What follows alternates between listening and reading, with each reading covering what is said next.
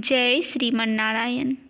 सनातन धर्म में माघ पूर्णिमा या माघी पूर्णिमा का विशेष महत्व है। माघ महीने के शुक्ल पक्ष की पूर्णिमा तिथि को माघ पूर्णिमा या माघी पूर्णिमा कहते हैं। आज के दिन भगवान श्री हरि विष्णु जी के नारायण रूप की विधि विधान से पूजा की जाती है। इस दिन व्रत और पूजन करने से व्रती के जीवन में दुख शोक का नाश और सुख शांति और समृद्धि का आगमन होता है। सत्य को ईश्वर मानकर निष्ठा के साथ समाज के किसी भी वर्ग का व्यक्ति यदि किसी व्रत व कथा का श्रवण करता है तो उसे निश्चित ही मनोवांछित फल की प्राप्ति होती है। शास्त्रों में कहा गया है कि सत्यनारायण की कथा कराने से हजारों साल तक किए गए यज्ञ के बराबर फल मिलता है। साथ ही सत्यनारायण की कथा सुनने का सौभाग्य की बात माना गया है। आमतौर पर देखा जाता है किसी भी शुभ काम से पहले या मनोकामनाएं पूरी होने पर सत्यनारायण व्रत की कथा सुनी जाती है। सनातन धर्म से जुड़ा शायद ही कोई ऐसा व्यक्ति होगा जिसने श्री सत्यनारायण कथा का नाम न सुना हो। इस कथा को सुनने का फल हजारों साल तक किए गए यज्ञ के बराबर माना जाता है। शास्त्रों के मुताबिक ऐसा माना गया है कि इस कथा को सुनने वाला व्यक्ति अगर व्रत रखता है तो उसके जीवन के दुखों को श्री हरि विष्णु खुद ही हर लेते हैं। स्कंद पुराण के मुताबिक भगवान सत्यनारायण श्री हरि विष्णु का ही दूसरा रूप है। इस कथा की महिमा को भगवान सत्यनारायण ने अपने मुख से देवर्षि नारद को बताया है। पूर्णिमा के दिन इस कथा को सुनने का विशेष महत्व है। कलयुग में इस व्रत कथा को सुनना बहुत प्रभावशाली माना गया है। जो लोग पूर्णिमा के दिन कथा नहीं सुन पाते वे कम से कम भगवान सत्यनारायण का मन में ध्यान कर ले, विशेष लाभ होगा। पुराणों में ऐसा भी बताया गया है जिस स्थान पर श्री सत्यनारायण भगवान की पूजा होती है हर एक पूर्णिमा को वहाँ पे सभी देवी देवताओं का वास होता है। आइए श्री सत्यनारायण भगवान की कथा सुनते हैं। श्री सत्यनारायण कथा का पहला अध्याय। एक समय की बात है, नैशिर्ण तीर्थ में सौनकादिक 88,000 ऋषियों ने श्री सूत जी से पूछा, हे प्रभु, इस कलयुग में वेद विद्या रहित मनुष्यों को प्रभु भक्ति किस प्रकार मिल सकती है तथा उनका उद्धार कैसे होगी। हे मुनि श्रेष्ठ, कोई ऐसा तप बताइए जिससे थोड़े समय में ही पुण्य मिले और मन वांछित फल भी मिल जाए। इस प्रकार की कथा सुनने की हम इच्छा रखते हैं। सर्वशास्त्रों के ज्ञाता सूत जी बोले, हे वैष्णवों, मैं पूज्य आप सभी ने प्राणियों के हित की बात पूछी है, इसीलिए मैं एक ऐसे श्रेष्ठ व्रत को आप लोगों को बताऊंगा जिसे नारद जी ने लक्ष्मी नारायण जी से पूछा था और लक्ष्मीपति ने मुनि श्रेष्ठ नारद जी से कहा था। आप सब इसे ध्यान से सुनिए। एक समय की बात है, योगी राज नारद जी दूसरों के हित की इच्छा के लिए अनेक लोकों में घूमते हुए मृत्यु लोक में आ पहुँचे। यहाँ उन्होंने अनेक योनियों में जन्मे। प्रायः सभी मनुष्य को अपने कर्मों द्वारा अनेकों दुखों से पीड़ित देखा। उनका दुख देख नारद जी सोचने लगे कि कैसा यत्न किया जाए जिसके करने से निश्चित रूप से मानव के दुखों का अंत हो जाए।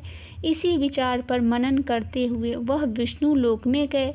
वहाँ वह देवों के ईश नारायण की स्तुति करने लगे, जिनके हाथों में शंख चक्र गदा और पद्म थे, गले में वरमाला पहने हुए थे। स्तुति करते हुए नारद जी बोले, हे भगवान, आपका आदि मध्य तथा अंत नहीं है। निर्गुण स्वरूप सृष्टि के कारण भक्तों के दुख दूर करने वाले आपको मेरा नमस्कार है। नारद जी की स्तुति सुन विष्णु भगवान बोले, हे मुनि श्रेष्ठ, आपके मन में क्या बात है? आप किस काम के लिए पधारे हैं उसे निसंकोच कहो। इस पर नारद मुनि बोले कि मृत्यु लोक में अनेक योनियों में जन्मे मनुष्य अपने कर्मों के द्वारा अनेकों दुखों से दुखी है।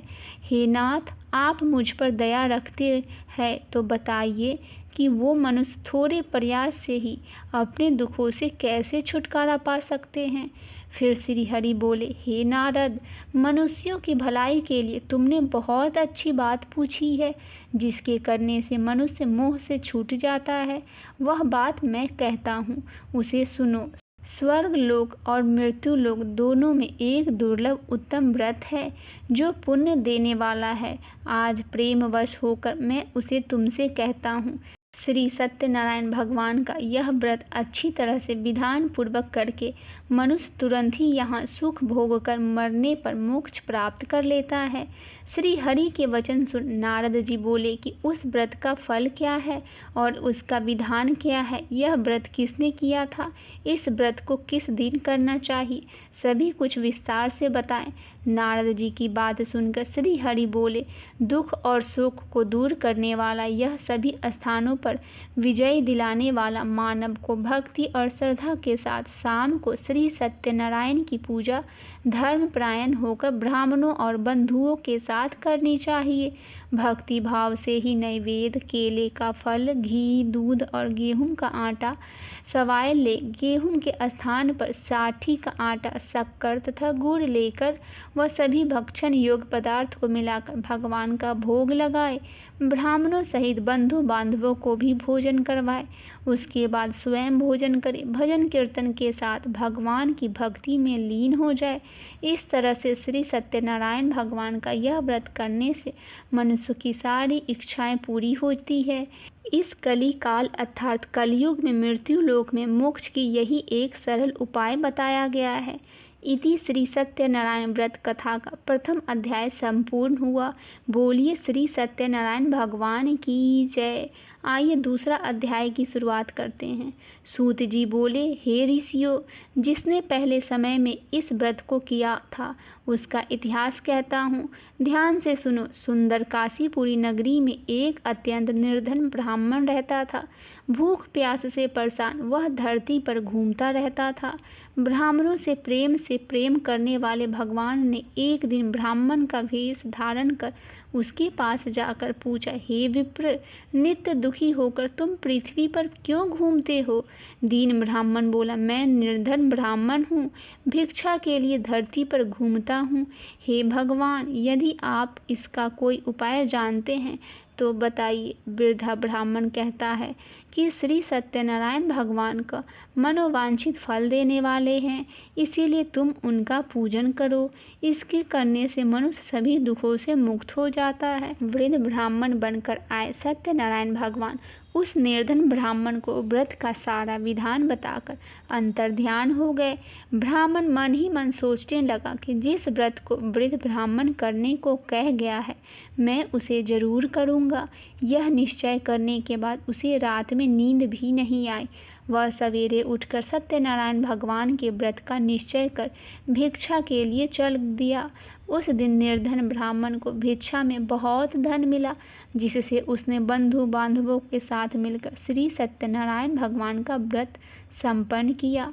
भगवान सत्यनारायण का व्रत संपन्न करने के बाद वह निर्धन ब्राह्मण सभी दुखों से छूट गया और अनेक प्रकार की संपत्तियों से युक्त हो गया। उसी समय से यह ब्राह्मण हर माह इस व्रत को करने लगा। इस तरह से सत्यनारायण भगवान के व्रत को जो मनुष्य करेगा वह सभी प्रकार के पापों से छुटकारा, मोक्ष की प्राप्ति होगा। जो मनुष्य इस व्रत को करेगा वह भी सभी दुखों से मुक्त हो जाएगा। सूत जी बोले कि इस तरह नारद जी से नारायण जी का कहा हुआ श्री सत्यनारायण व्रत को मैंने तुमसे कहा। हे विप्र, मैं अब और क्या कहूँ? ऋषि बोले, हे मुनिवर, संसार में उस विप्र से सुनकर और किस किस ने इस व्रत को किया, हम सब इस बात को सुनना चाहते हैं। इसके लिए हमारा मन बहुत ही श्रद्धा भाव से व्याकुल है। सूत जी बोले, हे मुनियों, जिस जिसने इस व्रत को किया है वह सब सुनो। एक समय वही विप्र धन व ऐश्वर्य के अनुसार अपने बंधु बांधवों के साथ इस व्रत को करने को तैयार हुआ। उसी समय एक एक लकड़ी बेचने वाला बूढ़ा आदमी आया और लकड़ियां बाहर रखकर अंदर ब्राह्मण के घर में गया। प्यास से दुखी वह लकड़हारे उनको व्रत करते देख विप्र को नमस्कार कर पूछने लगे कि आप यह क्या कर रहे हैं तथा इसके करने से क्या फल मिलेगा, कृपया करके आप मुझे भी बताइए। ब्राह्मण ने कहा कि सब मनोकामनाओं को पूरा करने वाला यह सत्यनारायण भगवान का व्रत है। इनकी कृपा से ही मेरे घर में धन धान आदि की वृद्धि हुई है। विप्र से सत्यनारायण व्रत के बारे में जानकर लकड़हारे लकड़हारे बहुत प्रसन्न हुआ।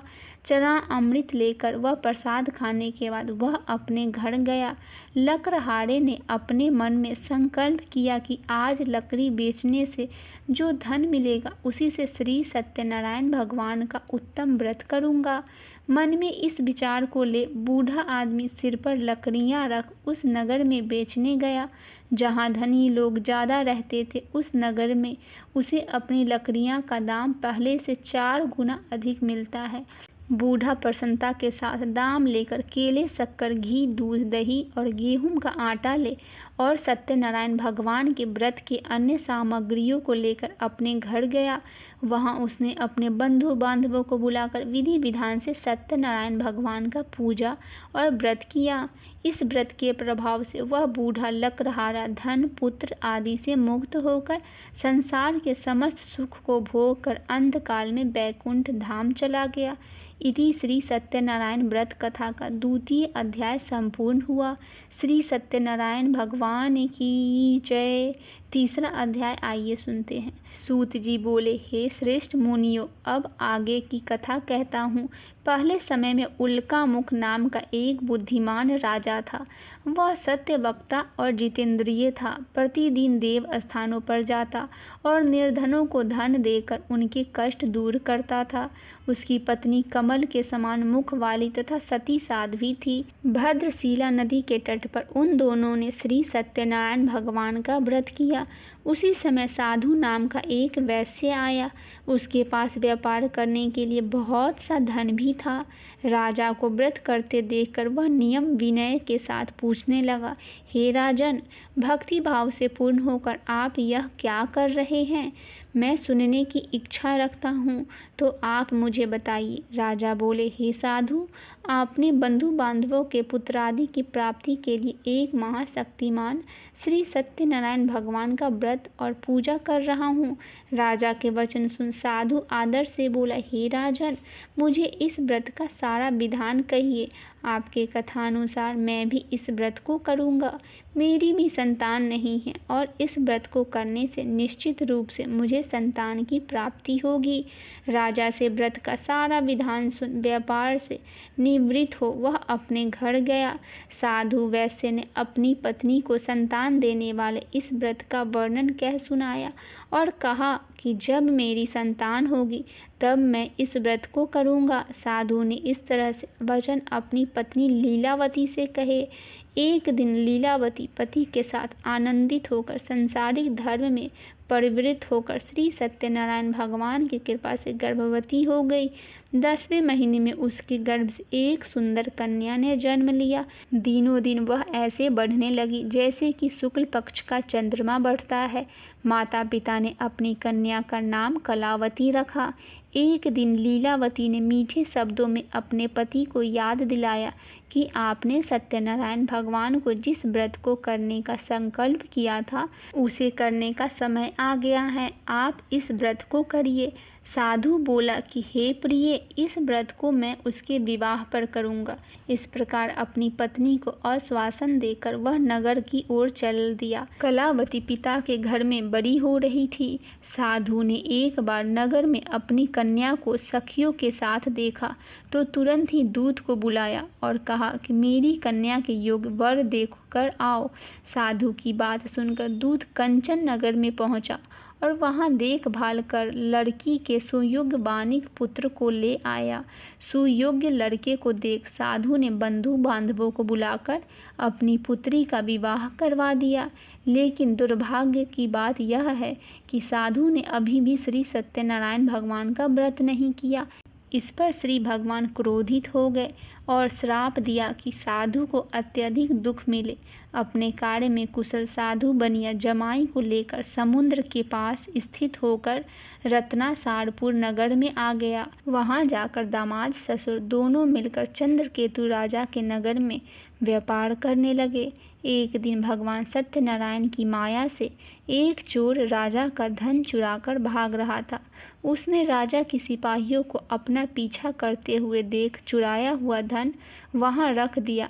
जहाँ साधु अपने जमाई के साथ ठहरा हुआ था। राजा के सिपाहियों ने साधु वैश्य के पास राजा का धन पड़ा देखा तो वह ससुर और जमाई दोनों को बांधकर प्रसन्नता से राजा के पास ले गए और कहा कि उन दोनों चोरों को हम पकड़ लाए हैं, आप आगे की कार्यवाही की आज्ञा दे।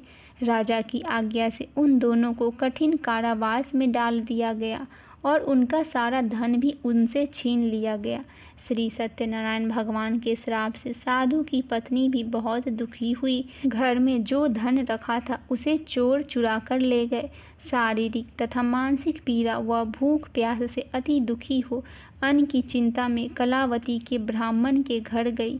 वहां उसने श्री सत्यनारायण भगवान का व्रत होते देखा, फिर कथा भी सुनी। वह प्रसाद ग्रहण कर वह रात को घर वापिस आई। माता के कलावती से पूछा कि हे पुत्री, अब तुम कहाँ गई थी, तेरे मन में क्या है? कलावती ने अपनी माता से कहा, हे माता, मैंने एक ब्राह्मण के घर में श्री सत्यनारायण भगवान का व्रत देखा है। कन्या के वचन सुन लीलावती भगवान के पूजन की तैयारी करने लगी। लीलावती ने परिवार और बंधुओं सहित श्री सत्यनारायण भगवान का पूजन किया और उनसे वर मांगा कि मेरे पति तथा जमाई शीघ्र घर आ जाए। साथ ही यह भी प्रार्थना की कि हम सबका अपराध क्षमा करे। श्री सत्यनारायण भगवान के इस व्रत से संतुष्ट हो गए और राजा चंद्रकेतु को सपने में दर्शन दे कहा, हे राजा, तुम उन दोनों वैश्य को छोड़ दो। तुमने उनका जो धन लिया है उसे वापिस कर दो। अगर ऐसा नहीं किया तो मैं तुम्हारा सारा धन, राज्य और संतान सभी नष्ट कर दूंगा। राजा को यह सब कहकर वह अंतर ध्यान हो गए। प्रातःकाल सभा में राजा ने अपना सपना सुनाया। फिर बोले कि बानिक पुत्रों को कैद से मुक्त कर सभा में ले आओ। दोनों ने आते ही राजा को प्रणाम किया। राजा को मीठी वाणी में बोला, हे महानुभाव, भाग्यवंश, ऐसा कठिन दुख तुम्हें प्राप्त हुआ है, लेकिन अब तुम्हें कोई भय नहीं है। ऐसा कह राजा ने उन दोनों को नए वस्त्र आभूषण भी पहनाए और जितना धन उनका लिया था उससे 2 गुना धन वापिस कर दिया और दोनों वैश्य को अपने घर जाने को कहा। इति श्री सत्यनारायण भगवान व्रत कथा का 3य अध्याय संपूर्ण हुआ। बोलिए श्री सत्यनारायण भगवान की जय। 4था अध्याय आइए सुनते हैं। सूत जी बोले, वैश्य ने मंगलाचार कर अपनी यात्रा आरंभ की और अपने नगर की ओर चल दिया। उनके थोड़ी दूर जाने पर एक दंडी वैश्यधारी श्री सत्यनारायण ने उनसे पूछा कि हे साधु, तेरी नाव में क्या है? अभिमानी बानित हंसता हुआ बोला, हे दंडी, आप क्यों पूछते हो? क्या धन लेने की इच्छा है? मेरी नाव में तो बेल व पत्ते भरे हुए हैं। वैश्य के कठोर वचन सुन भगवान बोले, तुम्हारा वचन सत्य हो। दंडी ऐसे वचन कह वहाँ से दूर चले गए। कुछ देर जाकर समुद्र के किनारे पर बैठ गए। दंडी के जाने के बाद साधु वैश्य ने नित्य क्रिया के पश्चात नाव को ऊंची उठते देखकर अचंभा माना और नाव में बेल पत्ते आदि देखकर वह मूर्छित हो जमीन पर गिर गया। मूर्छा खुलने पर वह अत्यंत शोक में डूब गया। तब उसका दामाद बोला कि आप शोक ना मनाएं, यह दंडी का शाप है, इसीलिए हमें उनकी शरण में जाना चाहिए, तभी हमारी मनोकामनाएं पूरी होगी। दामाद की बात सुनकर वह दंडी के पास पहुंचा और अत्यंत भक्ति भाव नमस्कार करके बोला, मैंने आपसे जो असत्य वचन कहे थे उनके लिए मुझे क्षमा कर दीजिए। ऐसा कहकर महान शोकातुर होकर रोने लगा। तब दंडी भगवान बोले, हे वानिक पुत्र, मेरी आज्ञा से बार बार तुम्हें दुख प्राप्त हुआ है, तू मेरी पूजा से विमुख हुआ है। साधु बोला, हे भगवान, आपकी माया से ब्रह्मा आदि देवता भी आपके रूप को नहीं जानते, तब मैं तो अज्ञानी हूँ, कैसे जान सकता हूँ? आप प्रसन्न होइए, अब मैं सामर्थ्य के अनुसार आपकी पूजा अवश्य करूँगा। मेरी रक्षा करो और पहले के समान नौका में धन भर दो। साधु वैश्य के भक्तिपूर्वक वचन सुनकर भगवान प्रसन्न हो गए और उसकी इच्छा के अनुसार वरदान देकर अंतर ध्यान हो गए। ससुर जमाई जब नाव पर आए तो नाव धन से भरी हुई थी, फिर वही अपने अन्य साथियों के साथ सत्यनारायण भगवान का पूजन कर अपने नगर को चल दिए। जब नगर के नज़दीक पहुँचे तो दूत के घर पर खबर करने के लिए भेज दिया। दूत साधु की पत्नी को प्रणाम कर कहता है कि मालिक अपने दामाद सहित नगर के निकट आ गए हैं। दूत की बात सुन साधु की पत्नी लीलावती ने बड़े हर्ष के साथ सत्यनारायण भगवान का पूजन कर अपनी पुत्री कलावती से कहा कि मैं अपने पति के दर्शन को जाती हूँ, तू कार्य पूर्ण कर शीघ्र आ जाना। माता के ऐसा वचन सुन कलावती जल्दी से प्रसाद छोड़ अपने पति के पास चली गई। प्रसाद की अवज्ञा के कारण श्री सत्यनारायण भगवान रुष्ट हो गए और नाव सहित उसके पति को पानी में डुबा दिया। कलावती अपने पति को वहां न पाकर रोती हुई जमीन पर गिर गई। नौका को डूबा हुआ देख व कन्या को रोता हुआ देख साधु दुखी होकर बोला कि हे प्रभु, मुझसे तथा मेरे परिवार से जो भूल हुई है उसे क्षमा करिए। साधु की दीन वचन सुनकर श्री सत्यनारायण भगवान प्रसन्न हो गए और आकाशवाणी हुई, हे साधु, तेरी कन्या मेरे प्रसाद को छोड़कर आई है, इसीलिए उसका पति अदृश्य हो गया है। यदि वह घर जाकर प्रसाद खाकर लौटती है तो इसे इसका पति अवश्य मिलेगा। ऐसा आकाशवाणी सुन कलावती घर पहुंचकर प्रसाद खाती है और फिर आकर अपने पति के दर्शन करती है। उसके बाद साधु अपने बंधु बांधवों सहित श्री सत्यनारायण भगवान का विधि विधान से पूजन करवाता है। इस लोक का सुख भोग कर वह अंत में स्वर्ग को जाता है। इति श्री सत्यनारायण भगवान व्रत कथा का 4th अध्याय पूरा हुआ। बोलिए श्री सत्यनारायण भगवान की जय। आइए 5वां अध्याय की शुरुआत करते हैं। सूत जी बोले, हे ऋषियों, मैं और भी एक कथा सुनाता हूँ, उसे भी ध्यानपूर्वक सुनो। प्रजा पालन में लीन तुंगध्वज नाम का एक राजा था। उसने भी भगवान का प्रसाद त्याग कर बहुत ही दुख सहन किया। एक बार वन में जाकर वन्य पशुओं को मारकर वह बड़ के पेड़ के नीचे आया। वहां उसने ग्वालों को भक्ति भाव से अपने बंधुओं सहित सत्यनारायण भगवान का पूजन करते देखा। अभिमानवश राजा ने उन्हें देखकर भी पूजा स्थान में नहीं गया। राजा को प्रसाद दिया, लेकिन उसने वह प्रसाद नहीं खाया और प्रसाद को वहीं छोड़कर वह अपने नगर को चला गया। जब वह नगर में पहुंचा तो वहां सब कुछ तहस नहस हो चुका था। वह शीघ्र ही समझ गया कि यह सब भगवान ने ही किया है। वह दोबारा ग्वालों के पास पहुंचा और विधि पूर्वक पूजा कर प्रसाद खाया तो श्री सत्यनारायण भगवान की कृपा से सब कुछ पहले जैसा हो गया। दीर्घ काल तक सुख भोगने के बाद मरणोपरांत उसे स्वर्ग की प्राप्ति हुई। जो मनुष्य परम दुर्लभ इस व्रत को करेगा तो भगवान सत्यनारायण की अनुकंपा से उसे धन की प्राप्ति होगी। निर्धन धनी हो जाता है और भय मुक्त हो जीवन जीता है। संतानहीन मनुष्य को संतान सुख मिलता है। सारे मनोरथ पूर्ण होने पर मानव अंतकाल में वैकुंठ धाम को जाता है। सूत जी बोले, जिन्होंने पहले इस व्रत को किया है, अब उनके दूसरे जन्म का कथा कहता हूँ। वृद्ध सतानंदन ब्राह्मण ने सुदामा का जन्म लेकर मोक्ष की प्राप्ति की। लक्रहारे ने अगले जन्म में निषाद बनकर मोक्ष प्राप्त किया। उल्कामुख नाम का राजा दशरथ होकर बैकुंठ गए। साधु नाम के वैश्य ने मोर ध्वज बनकर अपने पुत्र को आरे से चीरकर मोक्ष पाया। महाराज तुंगध्वज ने स्वयंभू होकर भगवान से भक्ति युक्त हो कर्म कर मोक्ष पाया। इति श्री सत्यनारायण व्रत कथा का 5वां अध्याय संपूर्ण हुआ। श्री सत्यनारायण भगवान की जय। कथा श्रवण के बाद श्री सत्यनारायण की आरती अवश्य करना चाहिए और अंत में 3 बार प्रदक्षिणा कर आटे की पंजरी में विविध फल और दही लस्सी का चनामृत बनाकर सभी लोगों को प्रसाद स्वरूप बांटकर और स्वयं भी ग्रहण करना चाहिए। आइए सत्यनारायण भगवान की आरती करते हैं। जय लक्ष्मी रमना स्वामी, जय लक्ष्मी रमना सत्यनारायण स्वामी, जने पातके हरेना। जय लक्ष्मी रमना रतन जड़ित सिंहासन, अद्भुत छवि राजे। नारद करत नीराजन घंटा बने बाजे। जय लक्ष्मी रमना प्रकट भये कली कारण। द्विज को दरस दियो बूढ़ो ब्राह्मण बन कर।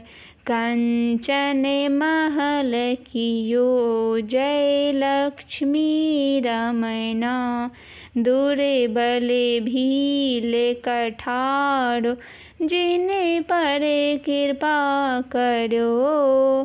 चंद्रचूंड के राजा तिनके विपत्ति हरे।